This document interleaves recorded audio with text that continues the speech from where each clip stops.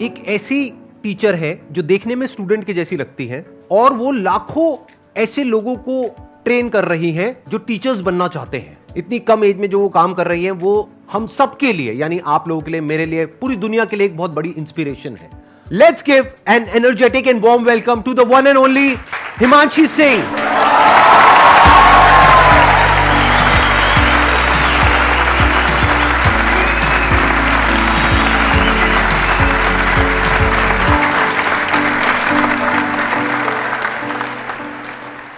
आपने 6 साल पहले अपना YouTube चैनल शुरू किया था लेट्स लर्न के नाम से। इनफैक्ट ये नाम ही कितना कमाल का है, यानी ये सिर्फ सिखा नहीं रही हैं, सीख भी रही हैं। इनके लाखों सब्सक्राइबर्स हैं और करोड़ों व्यूज हैं इनके चैनल पे, यानी कि लाखों लोग इनको देख करके टीचर्स बन गए हैं।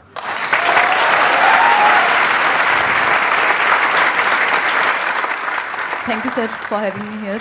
और मैं 2-3 बातें हैं जो कहना चाहूँगी आपको। मैंने फर्स्ट टाइम आपको देखा था 2012 में, मेरे 10th के एग्ज़ाम्स हुए थे और 2012 10 साल पहले। उसके बाद मैंने आपका द अनस्टॉपेबल अटेंड किया था जो आपके बर्थडे पे हुआ था 27th आपने लाइव अटेंड किया था? राइट। ओह, मेरे को नहीं पता था, मतलब यू वर इन द आप त्यागराज स्टेडियम में वहां पे वो जो हुआ था वहां पर थे आप? बिल्कुल। आज सुबह मेरी सिस्टर ने भी यही कहा मुझे, 3 बजे हम मैसेज पे बात कर रहे थे, थोड़ा मैं काम कर रही थी, कि शी साइड के अच्छे से करना। और last time I heard Sandeep Maheshwari was in Tyagraj with you, और नेक्स्ट टाइम भी मैं जब उनको देखूंगी, वो एक्चुअली यूट्यूब नहीं देखती हैं, बहुत कम देखते हैं, तो तेरे साथ ही देखूंगी, तो वीडियो का मेरे को इंतजार रहेगा। तो मतलब मुझे भी थोड़ा सा अच्छा लगा, वो टाइम बिल्कुल याद आया। आपने 2 बच्चों की स्टोरी सुनाई थी और यू साइड के उसको पता नहीं था कि वो कर नहीं सकता, ये उसे नहीं पता था। मतलब वो बहुत एक अपने आप में इंस्पिरेशनल था। मतलब मेरी लाइफ में ये चीज़ रहती है कि मेरी टीम में भी कोई बोलता है कि नहीं हो सकता या नहीं है, मैंने कहा नहीं क्यों बोलते हो छूटते ही, थोड़ा देखो हो जाएगा, तरीका तो होगा ही। तो बहुत इंस्पायर किया आपने सर। जो मुझे बहुत अच्छी क्वालिटी लगती है आपकी, थोड़ा सा बुद्धिजीवी होते हैं लोग तो टाइम के साथ उनको लगता है थोड़ा मुश्किल दो कुछ, मतलब भारी बातें, भारी किताबें या कुछ, आप बहुत ही मुश्किल बात को भी बहुत आसानी से समझा देते हैं सबको। वो मुझे बहुत अच्छी क्वालिटी लगती है आपकी कि आप बहुत सिंपल तरीके से समझा देते हैं। Thank you so much. अब हम क्वेश्चन आंसर शुरू करें। मैम मेरा क्वेश्चन, पहले मैं बेस बताती हूँ कि मैं ऐसा क्यों पूछ रही हूँ, because I am also budding educational YouTuber like you are an inspiration to me. And मैं कल आप ही की वीडियो देख के आई हूँ जो अमन धतरवाल सर ने आपका इंटरव्यू लिया था, एंड मतलब okay I am excited. So the question is कि every YouTuber starts as a one man army, single handedly हम सब कुछ करते हैं, बट एक पॉइंट आता है जब you have to build a team, तो मुझे वो प्रोसेस समझना है that how does it happen, क्योंकि एकदम से आप पूरा एक लार्ज स्केल प्रोडक्शन, एक टीम नहीं ले सकते। सो वो स्टेप बाय स्टेप कैसे किया जाए फॉर एवरी बडिंग यूट्यूबर या जो भी स्टार्ट करना चाह रहे हैं उनके लिए कोई गाइडेंस। बेसिकली इसके ना 2 तरीके हैं, या तो आप खुद से टीम बिल्ड करें, एक बड़ी सी टीम जो आप कह रहे हैं, या फिर आप किसी के साथ कोलैबोरेट कर लें एक लेवल के बाद। क्योंकि अगर आप टीचर हैं तो वो थोड़ा सा एक टाइम पे वो फ्रिक्शन क्रिएट होगा, लोग आएंगे, वो फिर उनको ऑफर देंगे जिनको आप सिखा रहे हैं या जिनके साथ आप जुड़े हुए हैं, एक टाइम पे वो टूट के चले जाएंगे कहीं और, तो वो सब होता है। वो बहुत बड़ी अपने आप में एक पॉलिटिक्स जैसा ही है। तो अगर आपकी पर्सनैलिटी वैसी नहीं है, मतलब मैं पर्सनली मानती हूँ मेरी वैसी नहीं है, तो उस केस में आप कोलैबोरेट कर सकते हो। बाकी इंडिविजुअली बहुत कुछ किया जा सकता है। मुझे याद है 1.5 मिलियन तक भी मैं इवन टाइप भी खुद कर रही थी क्वेश्चंस, जबकि उस टाइम पे वीडियोस की भी ज़्यादा नंबर ऑफ वीडियोस बनते थे। तो अकेले भी बहुत कुछ किया जा सकता है, बट हाँ एक टाइम के बाद आपको टीम बिल्ड करनी ही पड़ेगी। अभी भी ज़्यादा बड़ी टीम मेरी पर्सनल लेवल पे नहीं है, क्योंकि मैं शेयर होल्डर हूँ एक कंपनी में, तो वो या तो डेलीगेट होती हैं चीज़ें या फिर मैं खुद कर लेती हूँ। और इसका फ़ायदा है क्योंकि मैंने एक चीज़ खुद से स्क्रैच से की है, तो अभी भी जैसे मेरी टीम में भी कोई नया इंसान आया, वो कहेगा दीदी ये नहीं होगा, ऐसे नहीं होगा। मैंने कहा यार कैसे नहीं होगा, मतलब करके देखो ना, मुझे पता है कि कैसे चीज़ें बिल्ड हुई हैं।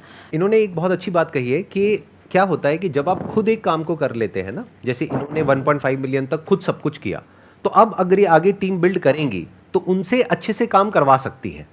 और जब वो काम एक लेवल पे आ जाए जब आप उसको खुद नहीं संभाल पा रहे हैं, तब आप टीम को इन्वॉल्व कर सकते हैं और उनके लिए भी एक विन विन सिचुएशन क्रिएट कर सकते हैं, ताकि वो रिटेन भी हो, नहीं तो वो छोड़ करके चले जाएंगे। और प्लस आपको खुद को आता होगा तो उनको ये भी लगेगा कि उनको आपसे भी कुछ सीखने को मिल रहा है। जैसे आई एम श्योर इनके साथ में जो भी टीम मेंबर्स जुड़े होंगे उनको ये फीलिंग आती होगी कि हमको कितना कुछ सीखने को मिल रहा है यहाँ पे रोज, इनसे कुछ नया नया। तो ये एक बहुत बड़ी मोटिवेशन होती है। सिर्फ पैसे से आप किसी को नहीं रोक सकते हैं, उसकी ग्रोथ भी होनी चाहिए। वो ग्रोथ तब हो पाएगी जब आपकी खुद की ग्रोथ एक लेवल पे हो चुकी होगी।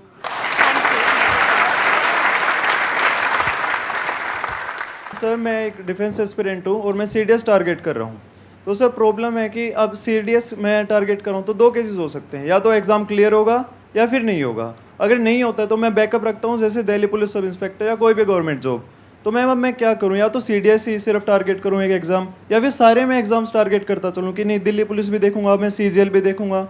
तो क्या करना चाहिए मुझे इसके दो तरीके हो सकते हैं। एक तो ये हो सकता है कि आप जो कॉमन सब्जेक्ट्स होंगे ही, जैसे रीजनिंग है, मैथ्स है, ये हर जगह पे आते हैं, बिल्कुल है। तो वो तो आपके एक ही जगह से तैयार हो जाएंगे। अगर आप सीडीएस की भी, सिर्फ सीडीएस की भी तैयारी कर रहे हैं, तब भी वो हो जाएंगे कवर। कुछ चीज़ें अलग होंगी। तो मुझे लगता है कि अगर आपके जो कॉमन सब्जेक्ट्स हैं उनको आप पैरेलली प्रिपेयर कर रहे हैं, और एक टाइम के बाद आपको लगता है पहले आप सीडीएस पे ही फोकस रखिए, उसके बाद आपको लगता है कि सीडीएस एक लेवल का तैयार है, तो जो बाकी एग्जाम्स भी, क्योंकि ऐसा नहीं है ना, हमारे हाथ में नहीं है कंट्रोल कि कब आएगा एग्जाम कौन सा, तो हम फिल तो सारे ही करेंगे, एटलीस्ट जो सेम कैटेगरी में हैं, आसपास के हैं। तो उस केस में जब आपने जो कॉमन सब्जेक्ट्स हैं वो पढ़ लिए होंगे, जो आपका मेन एग्जाम है, जो आपका प्लान ए है, जैसा कि आप कह रहे हैं, और उसके बाद जो बाकी बचे हुए कुछ सब्जेक्ट्स ही होंगे, थोड़ा बहुत ही चेंज होता है, वो आप जब वो एग्जाम आने वाला हो उस दौरान तैयार कर सकते हैं। तो दोनों चीजें हो जाएंगी। बट एक टाइम पे, मतलब एटलीस्ट 6 महीने 3 महीने तो आप एक एग्जाम को प्रॉपर दीजिए, ताकि एक लेवल आपका तैयार हो जाए कॉमन सब्जेक्ट्स का। बिल्कुल मैम। और सर सेकंड केस हो सकता है कि मैं क्लियर कर लूँ, तो देन सर मुझे SSB के लिए जाना होगा। SSB सर अब एक साइकोलॉजी टेस्ट होता है, पर्सनैलिटी टेस्ट। तो सर अब मैं अपनी पर्सनैलिटी एक ऑफिसर जैसे कैसे बना सकता हूँ, मैं कैसे अपना जो सोचने का तरीका है एक ऑफिसर जैसा कर सकता हूँ। आपको क्या करना है, ऐसे लोग जो वो बन चुके हैं, जो आप बनना चाहते हैं, जिस भी फील्ड पे हैं, उनके आपको इंटरव्यूज मिलेंगे ऑनलाइन। आप उनके इंटरव्यूज देखते चले जाइए। उसमें से भी कुछ ऐसे लोग होंगे जिनके जैसा आप बनना चाहते हैं, यानी कि वो आपका आइडल है। बिल्कुल तो सर। उनके इंटरव्यूज आप बार बार देखिए, 2 बार देखिए, 5 बार देखिए, 10 बार देखिए, 20 बार देखिए। तो क्या होगा, धीरे धीरे आपके बिहेवियर में वो चीज उतरने लग जाएगी और आप उन्हीं की तरह बिहेव करने लग जाएंगे। बिल्कुल sir. Right? Okay, thank you sir. Most welcome. Sandeep sir, I would really like to say one thing. Thank you to you and your team members.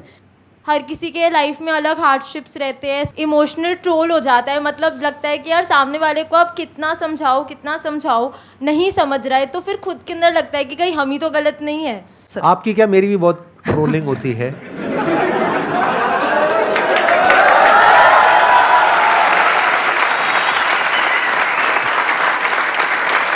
मेरा सिंपल सा इसमें आंसर ये है, लाइफ में हमसे गलती हो जाती है तो हाथ जोड़ करके सामने वाले से माफ़ी मांगो। अगर वो माफ़ कर दे तो बहुत बढ़िया है, अगर नहीं करता है तो आप खुद को माफ़ करो। खुद को कभी ब्लेम मत करो। माफ़ी मांगने से आप छोटे नहीं हो जाओगे, लेकिन खुद को ब्लेम नहीं करना है, क्योंकि गलती इंसान से होती है। हो गई आपसे गलती, यानी आपने कुछ करने की कोशिश करी और लोग आपको उल्टा बोल रहे हैं, तो आपको क्या करना है, ऐसे में आप कुछ मत बोलो किसी को भी, अपने काम को बोलने दो। अगर आपकी नीयत साफ है और आप अपने काम पे फोकस करते हो, और एक दिन ऐसा आता है जब आपका काम बोलने लग जाता है, तो अपने आप ही वो लोग जो आपको उल्टा बोल रहे हैं वो बोलना बंद कर देंगे। वो कब तक बोलेंगे? कभी तो सच सामने आएगा ना। एकदम। Thank you sir, thank you ma'am, thank you. मेरे जो पेरेंट्स हैं वो चाहते थे कि मैं गवर्नमेंट जॉब करूं, लेकिन मैं साइड बाय साइड अपना कंटेंट क्रिएशन का काम कर रही थी 1.5 साल से। लेकिन अब ऐसा पॉइंट आ गया है कि मैं उनको अब बताना चाह रही हूँ कि अब ये मैं करना चाहती हूँ। तो इसके अंदर पहली प्रॉब्लम यह है कि कन्विंस तो मैं जैसे तैसे कर दूँगी, लेकिन मुझे ये रिग्रेट आ रहा है कि उनकी मैं मतलब विशेज़ पूरी नहीं कर पा रही, तो उसका क्या करूँ? ये सिचुएशन ना, मतलब मुझे भी फेस करनी पड़ी थी एक टाइम में। मेरे फैमिली में सब टीचर्स ही हैं, गवर्नमेंट जॉब का पूरा है हल्ला एक तरह से। तो अभी आप किस स्टेज पे हैं ये उस पर भी डिपेंड करेगा कि आप अभी कैसे देख रहे हैं, आपको आगे तक का फ्यूचर कितना नज़र आ रहा है और कितना कॉन्फिडेंस है कि इस चीज़ में मतलब कर लोगे। देखो, इसमें 2 सिचुएशन हो सकती हैं। एक सिचुएशन ऐसी हो सकती है कि मैंने एक टाइम पे पापा को बोल दिया था कि मुझसे होगी नहीं जॉब ना, मैं 6 घंटे में खुश नहीं हो पाऊंगी, मतलब मैं कर ही नहीं पाऊंगी, मेरा दिमाग इतना एक्टिव रहता है अब कि मैं शायद वो उतनी शांत लाइफ नहीं हो पाएगी।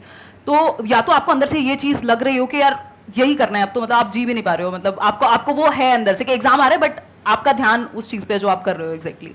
तो अगर वो उस लेवल का है तो फिर तो देखो कन्विंस कर ही लेना चाहिए, और उनको बोल भी सकते हो, 1-2 साल का टाइम ले सकते हो। इसी लेवल का है, इसलिए कॉन्फिडेंस से कर लूँगी convince। बिल्कुल, जब है तो फिर तो करके देख लो। और दूसरा, टाइम है, 1-2 साल में कौन सा दुनिया खत्म हो जाएगी, मतलब आप कर सकते हो बात। तो घर पे बात करो, थोड़ा सा, थोड़े दिन रहेगी, वो रहता है, सब जगह पे रहता है।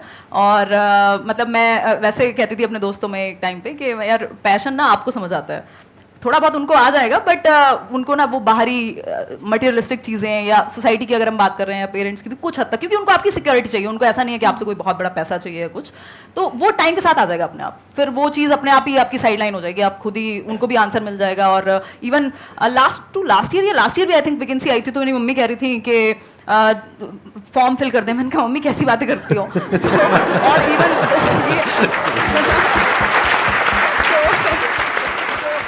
और मैं आपको एक चीज और बता देता हूँ जो आप में से बहुत सारे लोगों को पता नहीं होगी, लेकिन मेरे को पता है। यहाँ पर कोई गेस्ट आते हैं तो मैं पूरी रिसर्च करता हूँ उनके ऊपर। तो मैंने आपका एक दूसरा चैनल भी देखा है, एक तो आपका लेट्स लर्न वाला है, एक आपका व्लॉग्स वाला चैनल है। तो मैंने व्लॉग्स वाले चैनल में देखा अभी रिसेंटली आपने ऑडी परचेज करी है, if I am not wrong, उसके बाद भी आप समझ पा रहे हैं ना? हाँ, तो इसलिए थोड़ा रिलैक्स रहिए, घर वालों को धीरे धीरे समझ आएगा।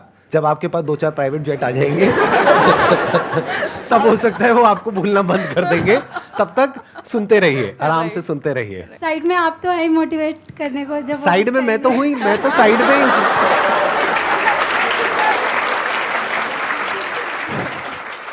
Hello sir. Hello ma'am. Ma'am first of all आप बहुत क्यूट हो रियलिटी में।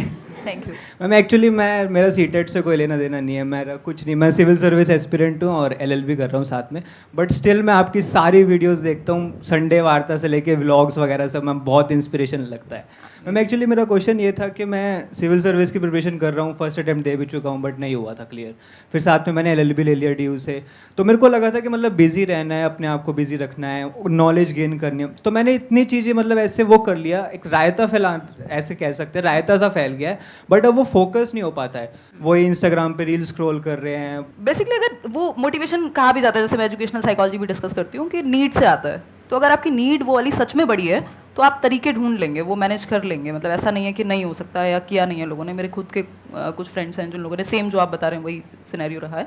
हालांकि इंडिविजुअल डिफरेंसेस हैं, कंपेयर नहीं कर सकते, बट ऐसा नहीं है कि नहीं किया जा सकता। अगर आपकी वो नीड बहुत बड़ी है तो आप वेज ढूंढ लेंगे। और रील से तो वैसे भी कोई भला होने वाला है नहीं आपका, मतलब थोड़ा बहुत कभी देख लो तो समझ में आता है, बट वो तो मतलब हम इतने छोटे तो नहीं रहे ना कि हम अपना भला ना समझ सकें, तो इवेंचुअली तो वो हमें नुकसान ही पहुंचाएगा। मैम वो वहीं अटका रहता है दिमाग के, नहीं यार छोड़ो। ऐसा क्या मिल रहा है रील में? मैम पढ़ाई की तरफ, पढ़ाई से या कुछ प्रोडक्टिव काम से दिमाग हट के मतलब अनप्रोडक्टिव चीज़ों में हाँ, जा तो रहा है। आसान है ना, मतलब वहाँ पे अच्छा सर तो सब कुछ ही आसान है बट मतलब वो कंपैरेटिवली इजी है ना, वहाँ थोड़ा सा पेन होता है। अगर आप पढ़ने बैठोगे मन भी इधर उधर भागेगा, तो आदत डालनी। अगेन नीड बहुत बड़ी नहीं है जब तक, तब तक तो आप ऐसे इधर उधर घूमोगे। अगर वो नीड बहुत बड़ी हो जाएगी, जिस दिन आपको लगेगा कि ये चीज़ सच में इंपॉर्टेंट है, आप वेज ढूंढ लोगे कुछ भी करके, वो अपने आप उठ भी जाओगे, कर भी लोगे, पता नहीं क्या क्या कर लोगे। तो सारा खेल वही है। अगर सच में अंदर से उतनी उस लेवल की नीड ही नहीं है तो फिर खुद को भी धोखा मत दो और आसपास वालों को भी। मतलब सारा खेल उसी का है कि आप सच में कितना चाहते हो। Thank you ma'am, thank you.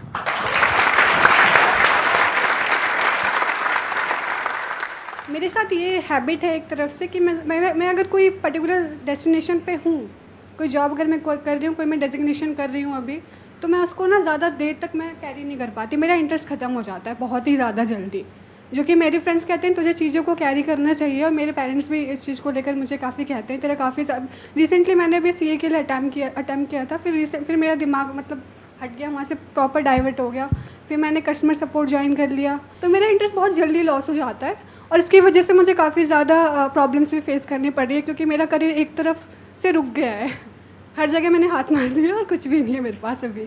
तो मुझे ये एक तरफ से मुझे जानना है कि मीन्स एक जगह पर कैसे रुके। तो ये सर से क्वेश्चन था कि मुझसे था? मैम आप दोनों से ही है क्वेश्चन। अच्छा, आप ये कह रहे हैं कि एक जगह पे टिक नहीं पा रहे हैं, बट मुझे लगता है कि अगर आप सच में काम कर रहे हो, मतलब जो भी आप अलग अलग जॉब्स कर रहे हो, अगर वहाँ सच में एक्सपीरियंस ले पा रहे हो और ईमानदारी से वो चीज़ कर रहे हो, सीखने को मिल रहा होगा बहुत कुछ, तो नुकसान नहीं है उस चीज़ में। मतलब कई बार हमें क्या चाहिए, हमें सारे आंसर्स पहले से चाहिए, बिल्कुल सेट होना चाहिए, स्क्रिप्ट थोड़े ना है, मतलब जिंदगी है, थोड़ा बहुत तो इधर उधर जाएगी। तो अगर आप सच में काम कर रहे हो, चिंता तब होनी चाहिए। अभी मेरे पास एक टीम मेंबर हैं, तो वो कल परसों कहने लगे कि दीदी मुझे ना इस बात की टेंशन हो रही है, किसी ने मेरे से पूछ लिया कि फ्यूचर का क्या है या क्या सोचा है। तो मैंने कहा तुम्हें इस बात की टेंशन क्यों है? टेंशन उन लोगों को होनी चाहिए जो कुछ नहीं कर रहे हैं। तुम यार मेरे सामने बैठे हुए हो, मेहनत करते हो, इतने मेहनती हो, 4 चीजें सीखते हो, फिर किस बात की टेंशन है? ग्रोथ तो हो ही रही है ना। तो जब कुछ ना कुछ कर ही रहे हो तो फिर नुकसान तो नहीं होने वाला, एटलीस्ट कुछ ना कुछ तो कर ही लोगे, मतलब वो सीख तो रहे हो ना एटलीस्ट। तो वो सीखना इंपॉर्टेंट है। अगर आपको अभी नहीं मिल रहा जवाब के एग्जैक्टली क्या करना है, मिल जाएगा, बट प्रोडक्टिव अगर आप हो, सच में कुछ कर रहे हो मेहनत से, तो इवेंचुअली सही दिशा ही होगी। ऐसा नहीं है कि कोई कि मतलब आप गलत जगह पे जा रहे हो। वो प्रॉब्लम तब है जब आप बैठ के डे ड्रीमिंग कर रहे हो। अनटिल अनलेस आप काम कर रहे हो तो फिर तो कुछ ना कुछ तो सीख ही रहे हो।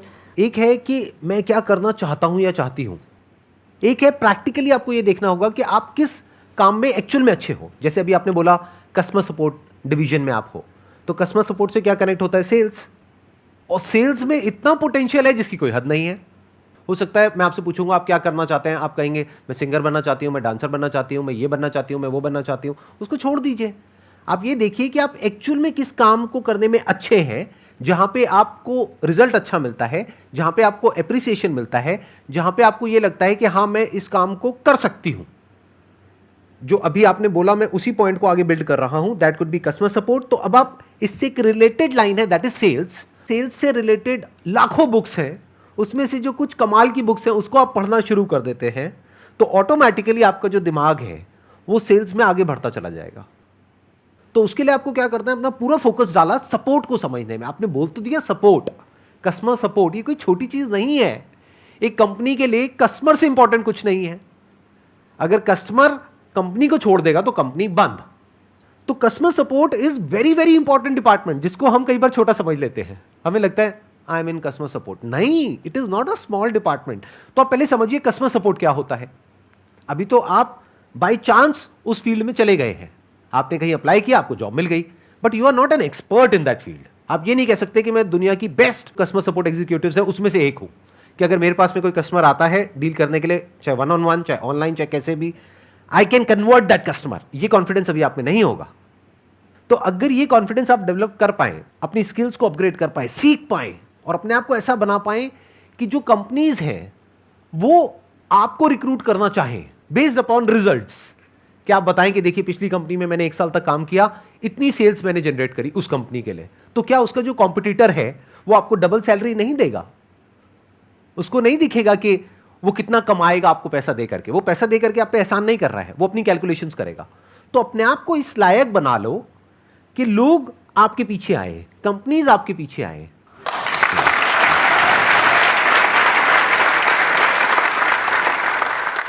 Ma'am, as you said that you used to live near a village type area and you started at a very young age. Right. So I want you to share the both supportive and unsupportive sides of the society. जो आपका ये question है कि supportive और unsupportive, जैसे ही हम जो traditional ways नहीं हैं, जो थोड़ा सा हटके हैं, आउट ऑफ द बॉक्स चीज़ें हैं या अभी उतना कॉमन नहीं है, उन चीज़ों में जाते हैं तो कई बार लोगों को समझ ही नहीं आता। इवन मैं अभी कुछ टाइम पहले अपनी नानी से मिलने गई थी, तो वो 90+ ईयर्स की हैं, तो मुझे पता नहीं कितना टाइम लगा उनको समझाने में कि मैं क्या करती हूँ और उनको कितना ही समझ आया होगा, अभी भी मुझे पता नहीं है।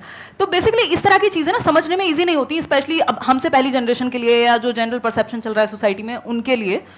बट कुछ कुछ चीज़ें अपने आप समझ आएंगी टाइम के साथ, मतलब वो टाइम को जवाब देने दीजिए। आपको अगर सच में इंटरेस्ट है और आप उस चीज़ को करने में खुश हैं, आप सीख रहे हैं और एक हर दिन एक नया चैलेंज है और आपको लग रहा है कि आपकी ग्रोथ हो रही है और आपको पता है कि यहाँ तक का रास्ता दिखा है, क्योंकि ये ऐसी चीज़ थी जहाँ पे मुझे पता नहीं था कि ये करियर भी हो सकता है। इवन मैंने जिस दिन फर्स्ट वीडियो डाला मुझे नहीं पता था मोनेटाइजेशन जैसी कोई चीज़ होती है, वो वीडियो कैसे डालते हैं वो भी मैंने सर्च करके ही डाला था।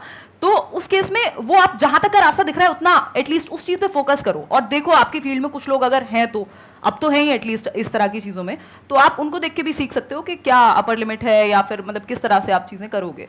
तो सपोर्टिव और अनसपोर्टिव, कई बार जो लोग आपके क्लोज मतलब सर्कल में है, जो फैमिली है, तो उनको पता है यार ये रात को मेहनत करती है। उस टाइम पे आवाज़ आती थी दिन में, तो मैं रात को रिकॉर्ड करती थी रूम बंद करके ताकि सब सो रहे हैं। तो वो उनको समझ में आएगा कि यार ये मेहनत कर रही है और ये सच में या कर रहा है, सच में ये चीज़ में इंटरेस्टेड है, तो वो कुछ हद तक आपको सपोर्ट करेंगे।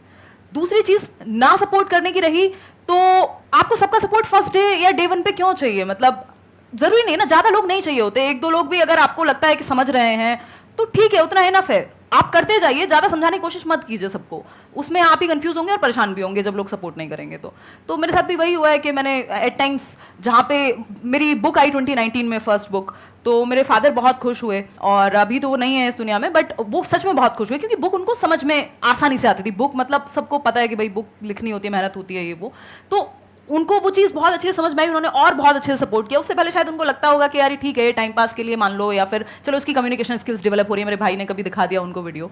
तो वो सपोर्टिव अनसपोर्टिव दोनों चीज़ें रहेंगी, बट आपको फोकस काम पे ही रखना है।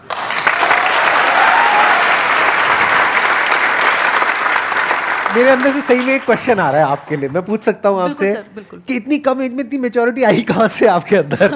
मतलब इतनी कम एज में जो आप बातें कर रहे हो, आई एम श्योर आप लोग भी फील कर रहे होंगे कि जो इनके आंसर्स हैं उसमें जो डेप्थ है, जिस लेवल की इनकी मेच्योरिटी है, बहुत कुछ मेरे को आपसे सीखने को मिल रहा है, सीरियसली, जेन्युइनली। तो ये कहाँ से आई इतनी कम एज में इतनी मेच्योरिटी आपके अंदर? मुझे लगता है कि वो जो मेरे फॉर्मेटिव ईयर्स थे, ऑलमोस्ट 13-14 ईयर्स जो मैं गांव में थी, फिर टीचर्स की फैमिली है, तो बचपन से वो देखा है वैल्यू कि पैसा कमाए चलेगा, बट वो वैल्यूज़, सच बोलना या मतलब ये सब चीज़ें कॉमन रही हैं आसपास। मैं देखती थी गांव में मेरे जो मामा जी हैं, उनके पास लोग आ रहे हैं, वो सलाह लेने आ रहे हैं कि मास्टर जी से पूछते हैं क्या करते हैं, या फिर कुछ भी इस तरह का। और ऑनेस्टी से लोग, हर चीज़ पे ऐसा नहीं होता कि यार मेरे को इससे कुछ चाहिए। अभी मैं देखती हूँ यहाँ दिल्ली में बहुत होता है ये चीज़ कि कोई भी आपके सामने बैठा है तो दैट मीन्स पहले, अब तो मुझे शक्ल देखते ही मन करता है पूछ लूं क्या चाहिए भाई, बता दे। इनडायरेक्टली मत घुमा। तो वो एक वो जो एक प्योरिटी है, वो चीज़ वहाँ से आई। फिर फादर भी हमेशा उसी तरह की बात, फैमिली बहुत ज़्यादा मैटर करती है मतलब इस चीज़ में मेरे ये। और दूसरा जो एक्सपीरियंसेस रहे हैं अलग अलग तरह के, क्या ये जो आपने स्क्रैच से अपना ये शुरू किया और अपना ये पाथ बनाया और 6 साल में जो कुछ भी किया, उसने भी एक बहुत बड़ा रोल प्ले किया होगा सर उसने क्योंकि वहाँ पे आपने ये बहुत कुछ सीखा होगा वहाँ से। बिल्कुल सर, बिल्कुल ये बात आप सही कह रहे हैं कि मतलब मैं अभी एक टेड टॉक भी हुई थी तो मैं वही कह रही थी, टाइटल था कि why not to become a millionaire, and I am saying this after becoming a millionaire myself. तो मैंने ये कहा था कि आप मिलियनेयर इसलिए मत बनिए, पैसे में प्रॉब्लम नहीं है, आप भी कहते हैं, ये मैंने आपके सेशंस में भी देखा है कि पैसे में प्रॉब्लम नहीं है, आप पैसे को यूज कीजिए, जो करना है करिए, खुश रहिए, उसको एंजॉय करिए, बट इसलिए मिलियनेयर मत बनिए क्योंकि सबने कहा है कि हसल करनी होती है, पैसा बहुत अच्छी चीज है और पता नहीं ये हो जाएगा, उसके बिना आप प्रूव नहीं कर पाएंगे, उसके बिना आप इंसान ही नहीं है, मतलब आप काम के ही नहीं है अगर आप पैसा नहीं कमा रहे, आप अच्छी पोस्ट पे नहीं है, आपकी लोग मतलब वाहवाही नहीं हो रही है सोशली, इसलिए पैसा मत कमाइए। पैसा इसलिए कमाइए या फिर कुछ भी करिए इसलिए करिए क्योंकि आप वहां तक पहुंचते पहुंचते जो बन जाएंगे वो इतनी वैल्यूएबल चीज है, आपकी डिसीजन मेकिंग, आपकी रिस्क टेकिंग। बेसिकली आप बिजनेस या कोई भी काम जब रिस्क टेकिंग, मतलब जो भी ऐसा काम है जो थोड़ा सा पाथ से हटके है, जो नॉर्मल ट्रेडिशन से हटके है, वहां पे आप लाइफ सीखते हैं। मतलब बिजनेस क्या है, लाइफ के जैसा है, जो मुझे समझ में आया है, या कोई भी नया काम जिसमें इम्परमानेंस है, कभी भी खत्म हो सकता है, लाइफ भी कभी भी खत्म हो सकती है। दूसरा, रिस्क लेना ही पड़ेगा आपको, आपकी जो स्टेबिलिटी है, मतलब जैसे लाइफ चलती है वैसे ही कुछ भी आप नया करते हैं तो वो वैसा ही है, आप जिंदगी सीख रहे हैं, अगर आप काम सीख रहे हैं, कुछ भी काम कर रहे हैं, तो वो बहुत कुछ सिखाया है मुझे। तो इसलिए मतलब पैसा कमाइए या अच्छा काम करिए, कुछ भी करिए, इसलिए कि आप वो जो बन जाएंगे वहां तक पहुंचते पहुंचते, वो उसकी वैल्यू मतलब पैसे में तो नहीं रहेगी एटलीस्ट। तो दैट्स व्हाट आई फील।